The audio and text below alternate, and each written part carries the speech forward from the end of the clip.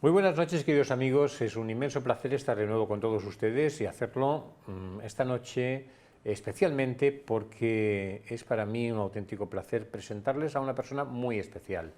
Una persona que se me ocurren muchos calificativos y a la vez muy pocos. Una persona que yo calificaría como un auténtico sabio. Espero que ustedes lo disfruten como yo.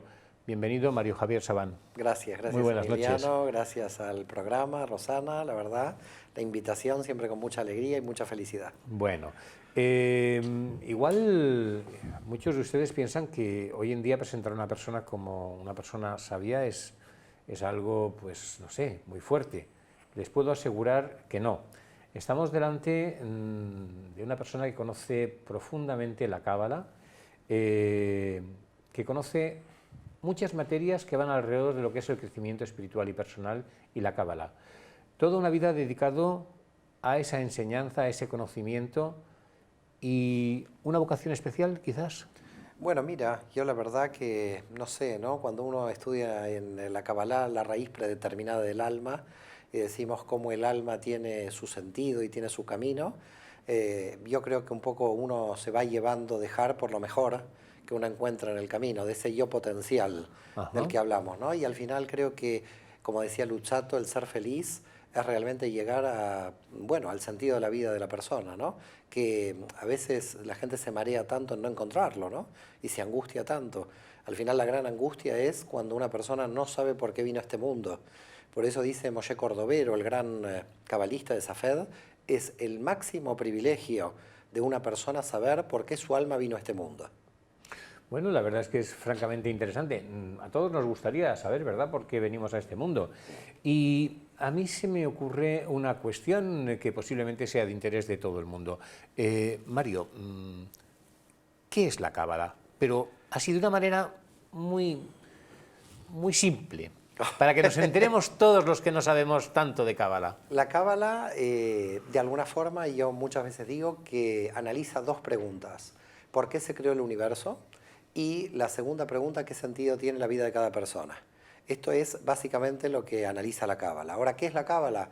Es una sabiduría holística, integral, que prácticamente abarca casi todas las materias y todas las disciplinas. Es decir, estamos hablando de que la Cábala es filosofía, pero no es solamente filosofía, es psicología, pero no es solamente psicología, con lo cual yo creo que es una sabiduría y la persona que entra dentro de la Cábala termina cambiando su percepción de nivel de conciencia. Y al final esta es la idea de la Cábala, una disciplina que lo que trata de realizar es una ascensión constante en el nivel de conciencia de la persona.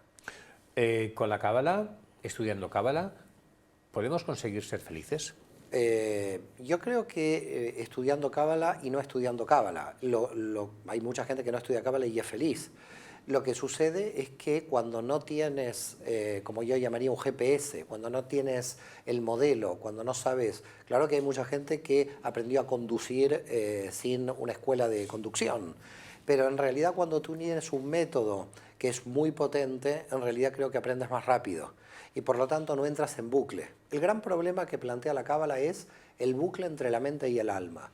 Es decir, la mente de alguna manera no es el yo, pero se apodera del yo y por lo tanto podríamos decir que el dolor del alma, el dolor de una persona, es cuando el alma quiere salir y se tiene que enfrentar con su propia mente. ¿Qué es su propia mente? Los condicionamientos culturales, los educacionales, la familia donde naciste, la religión donde naciste.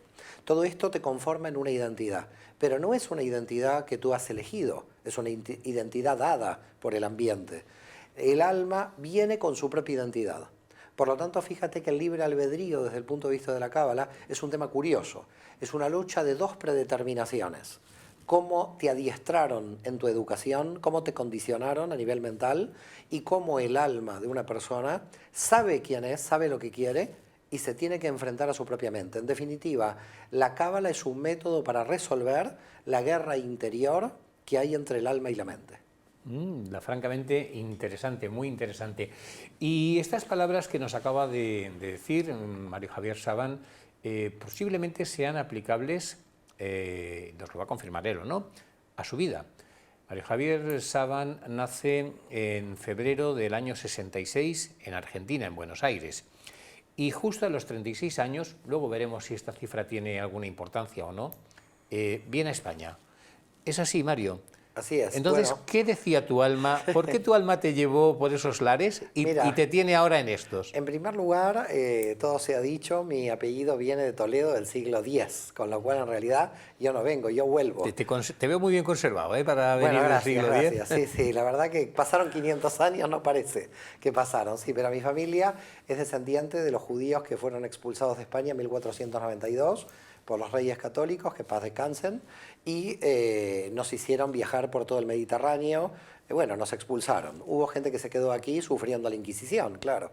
Luego muchos fueron volviendo, la gran mayoría judíos de Marruecos, mi familia son judíos de Turquía, que fueron a la Argentina. Cuando yo tomé la decisión de hacer mi doctorado en filosofía, dije, bueno, a la madre patria, es decir, a Sefarad, volver de donde me expulsaron. Y Volver a los orígenes. volver a los orígenes. Y cuando llegué, recuerdo claramente, bueno, antes de salir, no de llegar, recuerdo claramente que fui al rabino amigo, que hoy, curiosamente, a mi rabino amigo lo ignoraba casi todo el mundo en su época, pero luego, cuando asumió el Papa Francisco, mi rabino amigo es el amigo del Papa Francisco. Ah, Claro, muy interesante. el rabino Skorka. Y bueno, fui a él y le dije, bueno, que me dé una bendición antes de salir hacia España, antes de retornar a Sefarad.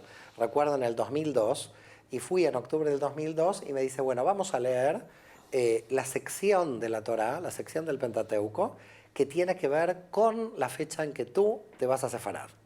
Y entonces lee, lo voy a decir en hebreo, luego lo traduzco, dice, Lej lejame arceja, y dice, Dios le dice a Abraham, vete de tu tierra y de la casa de tus padres a la tierra que yo te mostraré.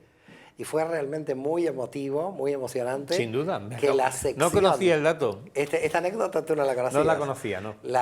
Fue una anécdota que me quedó, por supuesto, para siempre, que la fecha, que no hay coincidencias en la cábala de retornar a Sefarad, fue en realidad la sección que tenía que ver con el pedido que le hace Dios a Abraham de ir a la tierra prometida. Y yo creo que en ese sentido hubo una gran información del otro lado. Y siempre yo digo, ¿no? La cábala es, al final, tener conciencia de la información del otro lado. Pues fíjense, queridos amigos, les decía hace unos instantes que estábamos ante un sabio. Y bueno, quizás les guste conocer que Mario Sabán está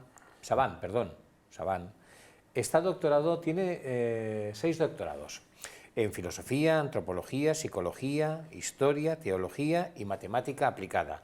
Los he tenido que anotar porque, lógicamente, entienden ustedes que acordarse de los 6 doctorados no es fácil. Mario, esos doctorados evidentemente te han debido de nutrir para realizar tu trabajo, pero observando un poco, haciendo una visión vuela pluma de los libros que tienes publicados, observo un interés, en principio, por tus primeras publicaciones, por el movimiento de las personas, evidentemente estamos hablando de las personas de ascendencia judía, y cómo de alguna manera influyen en su entorno, evidentemente también con la condicionante de sus raíces. Posteriormente amplías el campo, basándote también en las propias personas, en su manifestación, en los hechos y actos, de una manera más amplia, cogiendo a judíos desde un punto de vista más amplio. Justo antes de enfocar lo que es el judaísmo, ya de una manera global y directamente el judaísmo, para Así pasar es. posteriormente a la cábala. El tema ¿Obedece, es, ¿Obedece algún proceso determinado? Bueno, mira, yo creo que hay un proceso, me queda claro, haciendo una revisión, digamos, de toda un poco de mi bibliografía, porque es verdad que empiezo por la historia y empiezo justamente por la persecución de la Inquisición. De joven, calculo que como una reivindicación histórica, pero luego yo entiendo que paso a los orígenes judíos del cristianismo, con varias obras publicadas sobre los orígenes del cristianismo, como el judaísmo de Jesús, el judaísmo de San Pablo, donde trato de intentar entender, digo intentar porque realmente es muy complejo, intentar entender esa ruptura entre judaísmo y cristianismo.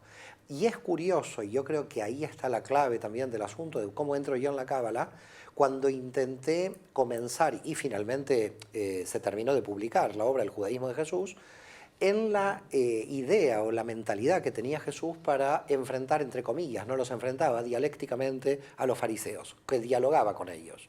Y entonces sí encontré una persona con un nivel místico, es decir, mi primera llegada a la Cábala, que es entre el 2004 y 2005, y a partir de ahí voy abandonando la parte histórica y voy entrando en la mística, se produce en un momento donde yo estoy estudiando a Jesús de Nazaret.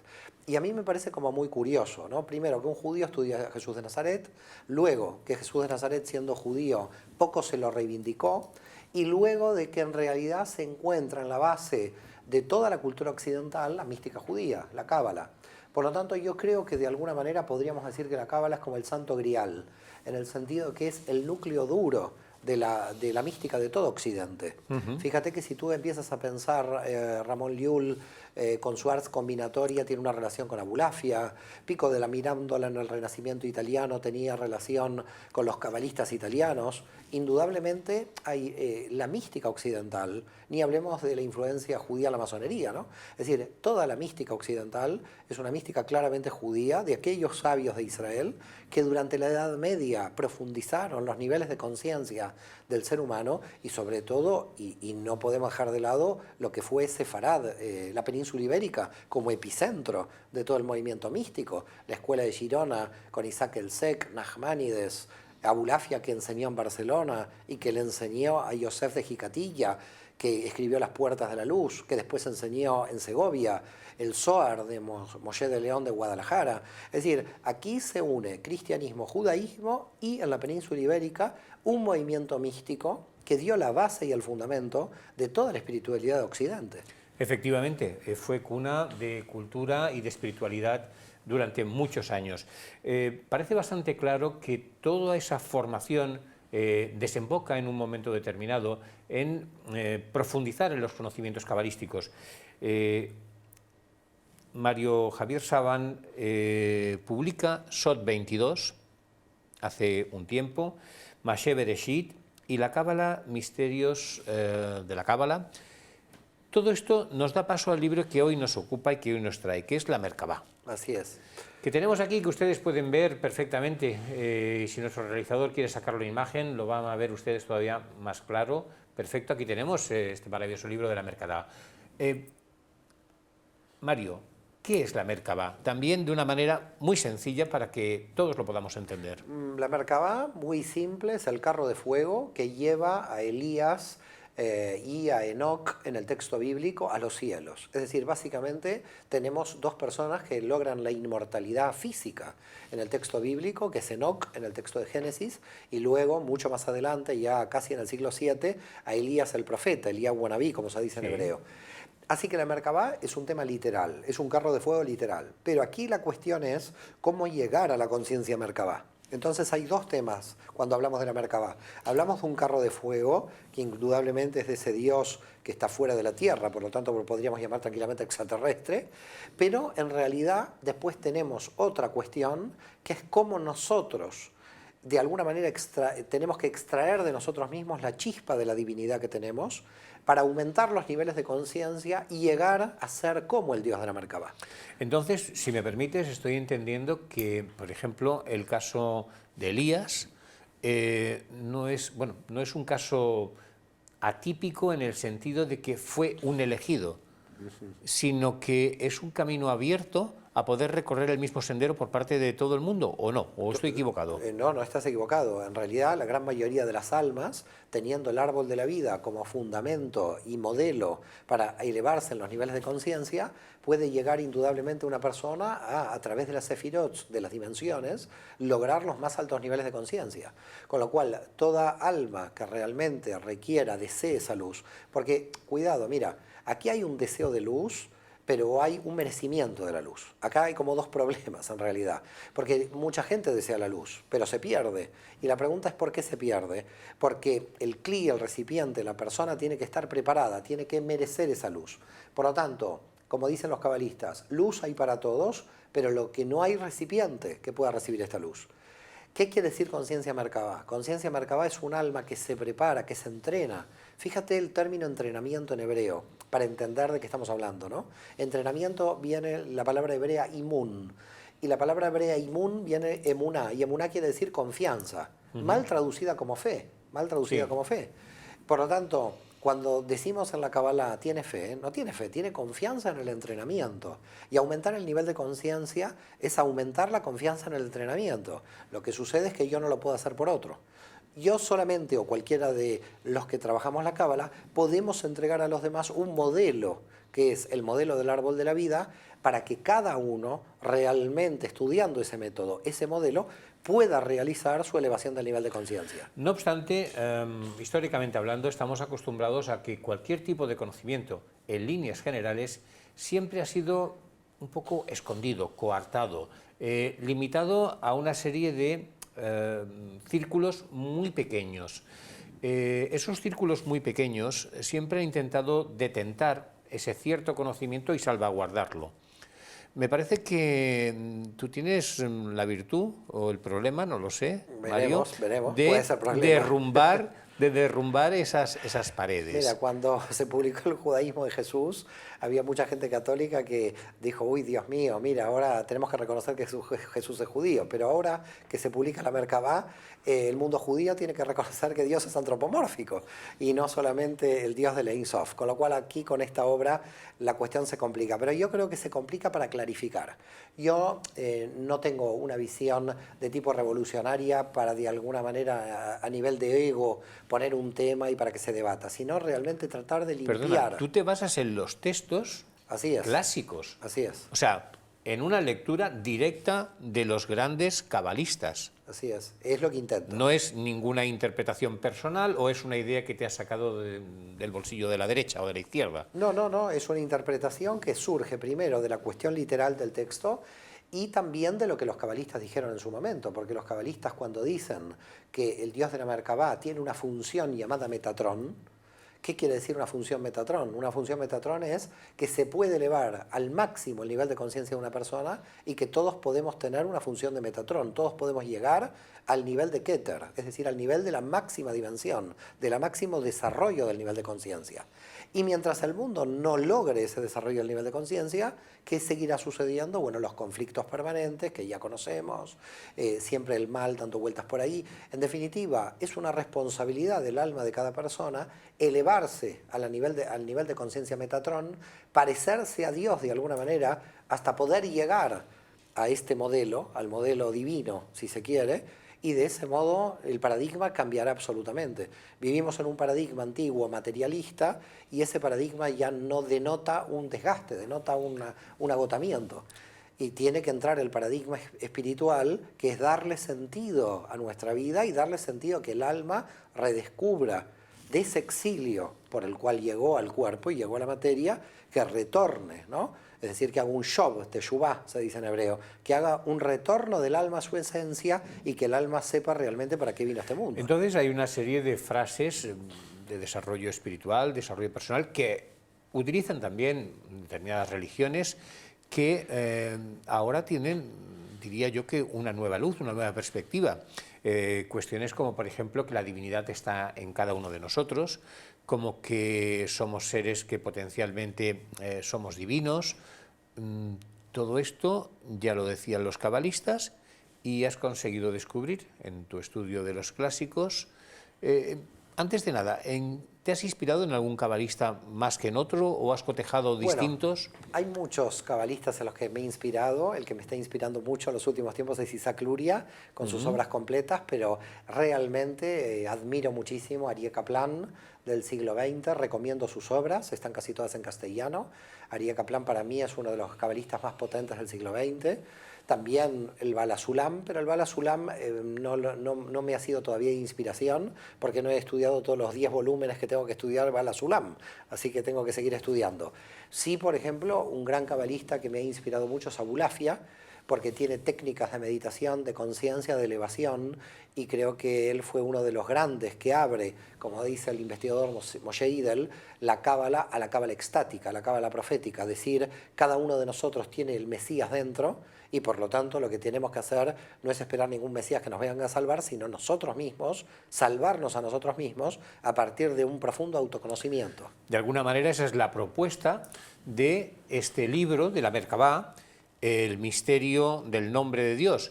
Es la propuesta que haces, la posibilidad de que cualquier persona que quiera tiene mecanismos, tiene sistemas para lograr ese nivel de conciencia divino del Dios de la Merkabah. Así es decir, lo que propongo en este libro es que teológicamente y científicamente se puede demostrar que tanto los cabalistas en la antigüedad como literalmente el texto de la Torá, el texto bíblico, ambos coinciden en que la no representación de las imágenes, el antropomorfismo del Dios de la Merkabah, todo tiende a que el final de todo este proceso de análisis teológico, y bastante profundo, porque los cabalistas profundizaron, es para que la persona pueda aumentar los niveles de conciencia. Pero aumentar los niveles de conciencia se dice como fácil. El problema es cómo. Siempre el problema es cómo.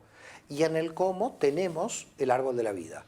Es decir, tenemos un mapa por el cual la conciencia, que es el alma revelada, puede ver en ese mapa el camino a seguir para poder elevarse. Fíjense, queridos amigos, qué cuestión tan magnífica. ¿Saben una cosa? Todo esto que han oído, y mucho más, puede estar a su disposición, va a estar a su disposición. Concretamente, el 9 de marzo, las charlas que habitualmente hacemos los sábados por la tarde, concretamente el 9 de marzo en la calle Balmes 103-109, en el Hotel Barcelona Center, vamos a tener la oportunidad de tener a Mario Javier Saban con nosotros para presentar este libro, para explicarlo más en profundidad y para guiarnos un poco en ese camino que podemos tomar cada uno de nosotros para alcanzar para poder cabalgar esa carroza de fuego que está en nuestro propio interior. Así es. Mario, día 9 de marzo. Si Dios quiere, estaremos allí, ¿no?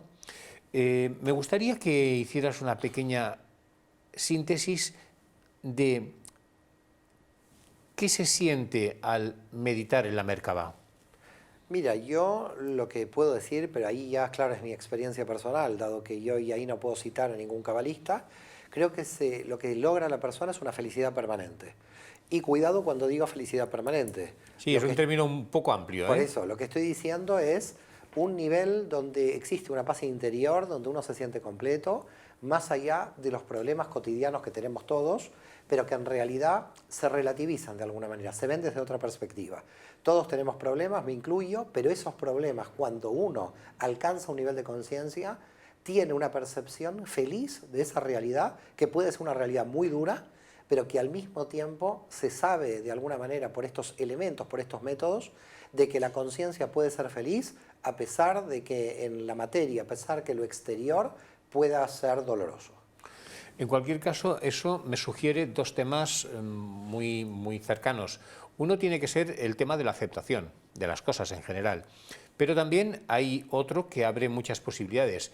Y es una pregunta directa. ¿Ese Dios de la Merkabah en el que nos podemos convertir, o esa función de Metatron que podemos ejercer, no necesariamente debería llevar incorporado una serie de posibilidades que en este momento nos parecen una pura fantasía? Mira, empezaría a trabajar el tema de la aceptación, porque la aceptación, la gente confunde lo que es la aceptación. La aceptación no es pasa algo que no entiendo y yo lo tengo que aceptar. Aceptación es sucede algo que sí entiendo, porque si lo entiendo lo acepto. Los cabalistas no parten de la ignorancia en aceptar algo que no entiendo.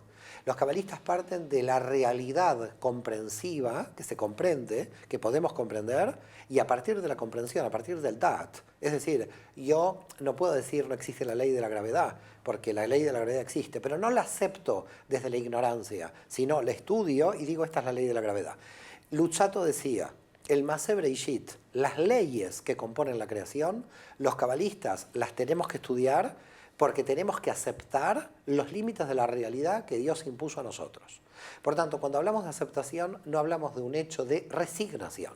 No nos resignamos, sino que buscamos lo oculto que hay detrás del velo y luego cuando encontramos esas leyes ocultas, que las comprendemos, ahí las aceptamos. No es una aceptación de resignación, sino es una aceptación activa. porque realmente estudio las leyes de cómo funciona el cosmos. Así que es una aceptación sui generis, bastante curiosa la de la Cábala. No acepto porque sucede, acepto porque estoy realizando un esfuerzo de comprensión de leyes que existen antes de mi existencia, como dice Luzzatto, pero que cuando las comprendo ahí acepto. Así que hay aceptación por comprensión. En cualquier caso, cuando una cosa la comprendes y la comprendes bien, tienes posibilidad de operar con ella. Claro, y por quizás eso, no resignarte claro, a, bueno, pues a simplemente a una actitud muy pasiva. así es. Por eso toda comprensión lleva aceptación. No puedes aceptar algo que no comprendes. Por ese motivo, nosotros no podemos resignarnos. Aceptación no es resignación en la Cábala. Es el esfuerzo de conocer y a partir de decir, estas son las causas, estas son las consecuencias, he analizado, tengo conocimiento, ahora voy a aceptar las leyes de la divinidad porque las he estudiado. Así que hay mucho estudio antes de la aceptación. Hay mucha comprensión antes de la aceptación. No, lo advierto por la confusión que puede tener mucha gente, sobre todo que vengan de otras técnicas o de otras espiritualidades, que parece ser que la aceptación es me resigno al hecho de lo que sucede. Es verdad, hay una resignación a la voluntad divina, pero en la Cábala no hay una resignación donde soy un sujeto pasivo. Es mucho más activo. Es mucho más activo. El sujeto es activo buscando el conocimiento y entonces en la búsqueda del conocimiento encuentra la felicidad porque entiende la aceptación de las leyes cosmogónicas, de las leyes que rigen el universo. La felicidad está en el camino, no en el destino. Siempre es el camino, la felicidad siempre es el camino. Siempre es el camino. El camino nos va a conducir el día 9 de marzo, Mario, a la presentación de tu libro en Balmes 103-105, en el Hotel Barcelona Center, donde vamos a poder disfrutar pues, de una charla más extensa y más comprensiva de lo que es. ¿Qué te ha representado, para terminar, a ti, de una manera completamente personal, este libro? Yo creo que este libro me terminó de desilusionar de todas las teologías. Es decir, yo ya entiendo de que las religiones en general han sido estructuras de poder, estructuras de ego, y creo que la espiritualidad en el siglo XXI se va a liberar de estos componentes de poder que tiene la religión. O sea que la religión entendida como un aparato que conlleva una serie de prácticas, pero que está todo controlado, ¿crees que estamos un poco en el final de los tiempos? Yo creo que la espiritualidad libera a la persona del dogmatismo y por lo tanto libera a la persona de las estructuras de poder. Pues nada, con esa idea nos vamos a quedar liberados de esas estructuras de poder, de ese dogmatismo. La verdad es que del dogmatismo al sectarismo y a las cuestiones que nos llevan a auténticos precipicios no hay nada. Tenemos que ser librepensadores, tenemos que indagar, buscar la verdad, y una buena manera de hacerlo es precisamente en ese carro que nos presenta Mario Javier Saban, la Merkabah. Muchísimas gracias, muchas gracias Mario por estar aquí. Gracias a un placer. vosotros, un placer grande. Buenas noches.